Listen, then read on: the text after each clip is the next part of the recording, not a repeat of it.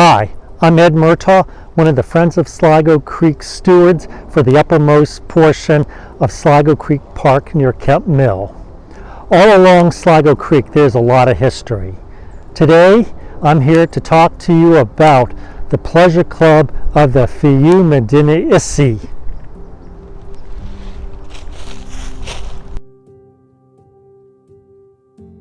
In the middle of Sligo Creek Park, above University Boulevard, there are a number of building structures in ruin. What was here, and when was it in use? In the 1920s, men who had immigrated to the United States from a small mountain town in Sicily formed a club. They mostly lived in Washington, D.C., and they wanted a place they could go to relax out in the country.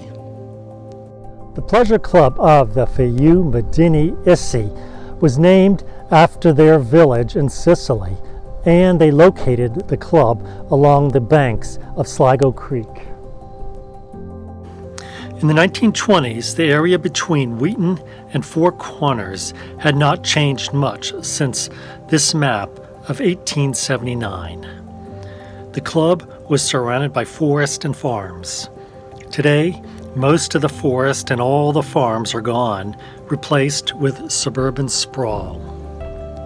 The club's lodge building was situated on a 5.4-acre strip of land with one end at University Boulevard and the other at Sligo Creek.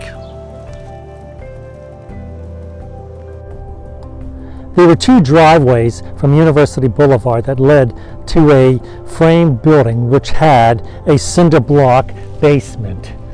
The building was built on a slope so that the basement opened up into Sligo Creek. The top floor was used for dancing and meetings.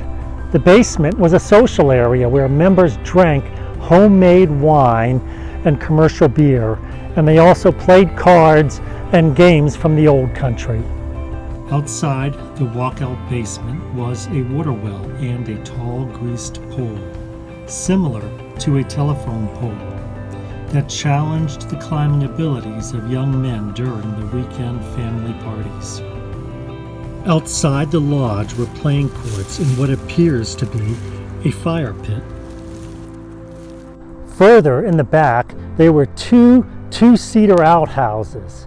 Perhaps this depression was one of those outhouses. So nearby, what appear to be three interesting-looking moss-covered column bases. Trash and debris at the site might give additional clues to its history. Amid the beer bottles and general litter, there are old bottles and interesting trash. Nature is slowly reclaiming the site. Now foxes and other creatures live here. All along Sligo there's a lot of history. Take some time and learn about it.